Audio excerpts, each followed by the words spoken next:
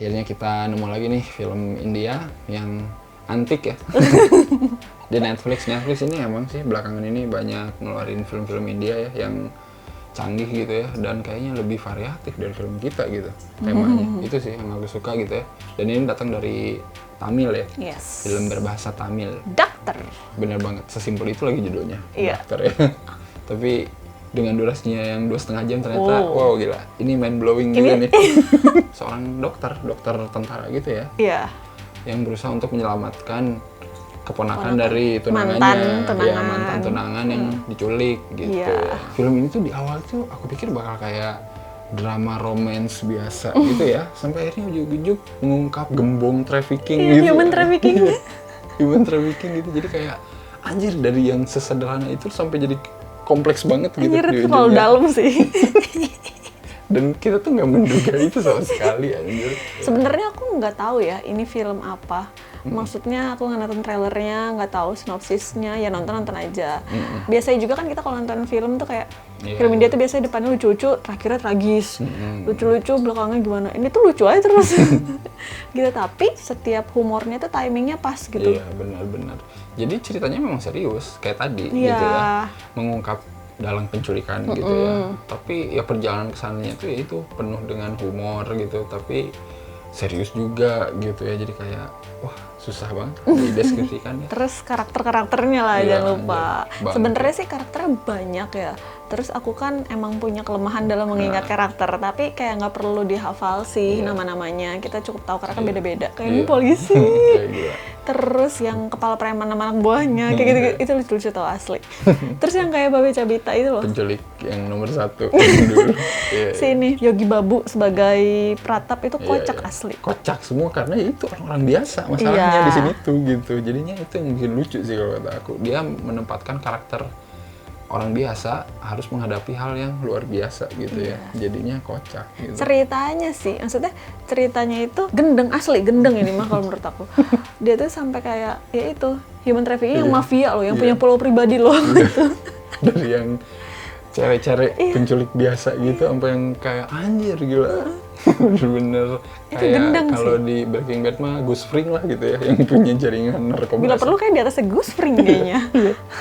Menariknya adalah ya di sini sebenarnya kayak dia nyindir juga kali ya kinerja polisi di sana, lelet gitu ngurusin tukang culik gitu ya. Iya, kecuali lo orang penting. Nah, itu tuh kayak masalah Asia banget nggak sih? Kayak di kita pun kayaknya kayak gitu dah. Maksudnya kalau lu nggak penting-penting amat nggak akan diurusin sama polisi gitu. Si dokter alias si Farun ya namanya kalau nggak salah, oke sih dia. Masa? Dengan muka tiisnya. Dengan rambut yang tidak bergerak ya.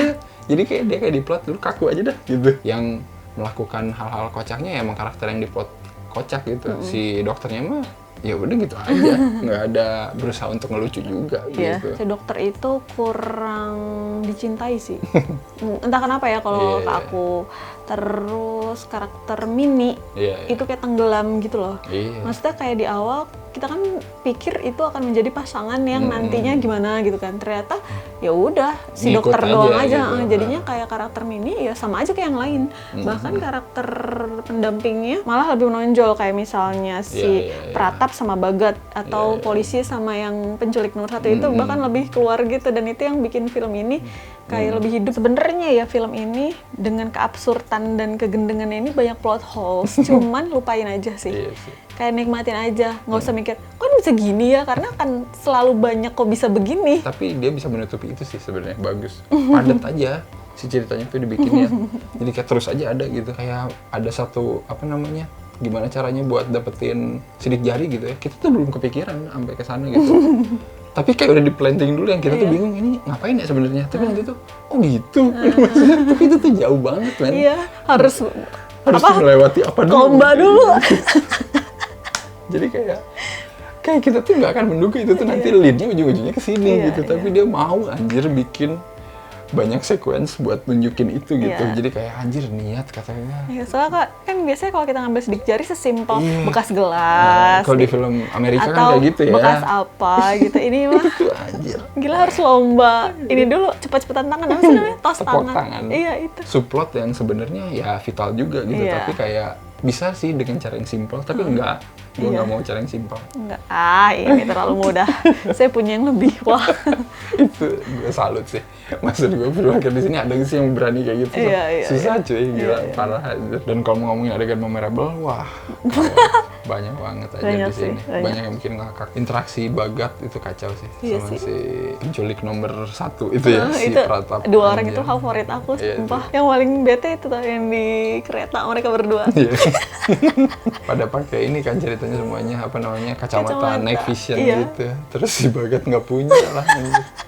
Terus dia manggil si Pratap, disangkanya apa gitu, diambil aja. Dipegang-pegang dulu. Itu bangke.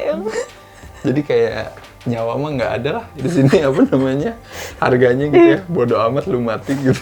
Lu dapat dari mana anak gadis ini? Oh itu gue biasanya nelpon penculik yang ini. Ya udah telepon gitu. Ketemuan lah, disuntik gitu ya. Terus nanti pas udah gitu, ternyata nggak sampai situ, ternyata masih ada lagi makelarnya. Jadi kayak banyak gitu loh. Jadi sebelum lu ke penculik utama tuh lu harus melewati banyak penculik kecil gitu ya. Nah cara ngedapetinnya itu sequence komedinya bagus banget anjir. Kayak semuanya diambil ginjalnya dulu gitu. Dan itu tuh ya gitu. Sepanjang itu tuh dibikin sama sutradaranya di sini gitu. Dan itu kocak sih. Aku juga ngakak pas pas preman sama anak buahnya, kepala preman itu loh. Yang dia dipukulin lagi sauna. Itu parah sih. Lagi sauna. Sampai diangkat. Itu parah sih, itu komikal banget. Soalnya awalnya kan emang kayak di tempat sauna ya.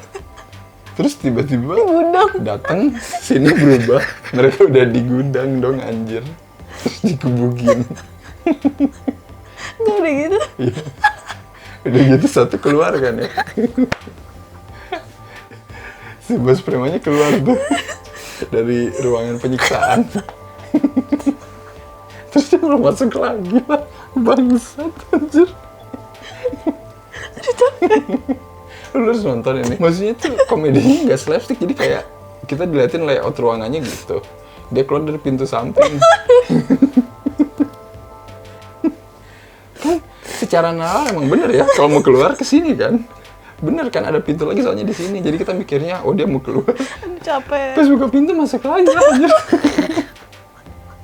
Bangsat. Kalau yang diculik bukan orang penting, lu nggak bakalan diwaro gitu kan. Terus akhirnya memberi ide kan, akhirnya udah mereka nyulik orang penting untuk tahu siapa penculiknya. Terus penculiknya dapet kan, ya Allah nggak salah apa-apa dipukulin. Terus pas terakhir ada 3 orang, tiba-tiba si Bagat bilang, itu kalian bertiga. Lu dipanggil sama komisaris ceritanya ya. Meminta maaf. Komisaris meminta maaf. Si Bagat ini emang bangsat anjir. Bad cop yang bener-bener bad cop anjir. Itu komikal banget sih itu. Kayak aku pernah lihat gitu di film mana gitu, tapi di sini bagus aja. Terus duduklah bertiga ya. Datang komisaris, ngapain masih pada di sini? Terus dia duduk domba sialan emang. Si Bagat mereka katanya nggak mau pergi kalau nggak dapet maaf. Anjir, parah. Dipukulin.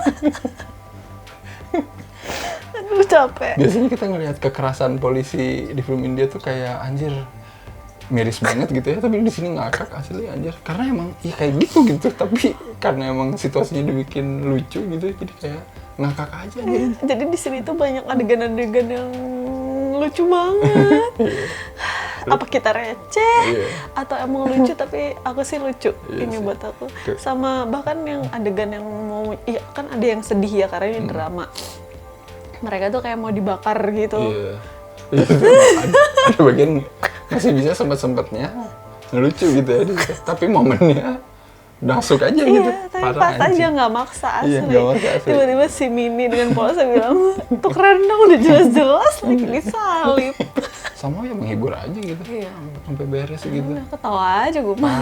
Iya parah sih gitu, dan ceritanya juga beres gitu. Iya sih. Dengan ditambah ekstra pedas kalau ya terakhirnya kalau lu pesan makanan, jadi kayak ada satu lagi adegan sengaja gitu biar gimana caranya dia menghancurkan si gembong human trafficking itu gitu. Dan kalau kita kasih skor berapa nih untuk Doctor? Aku kasih 7,5, jari putus per 10.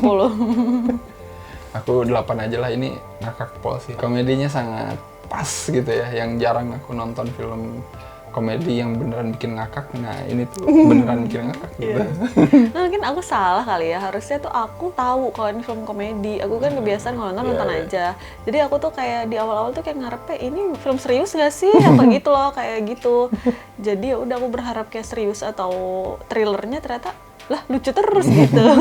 Kalau yang udah nonton komen, apakah emang sekocak ini filmnya gitu ya bagi kalian? Apakah kita yang receh? Seperti biasa, jangan lupa apa aja? Jangan lupa like, comment, subscribe, follow Instagram dan Twitter Cinekrip. Dan juga beli kaosnya Cinekrip. Iya. Terus nonton konten original Cinekrip. Ruang Pitching. Terus dukung juga di Saweria. Yes. Dan ya udah sampai ketemu lagi mungkin di film-film India selanjutnya yang gokil ya. Iya. Oke, bye-bye. Bye-bye.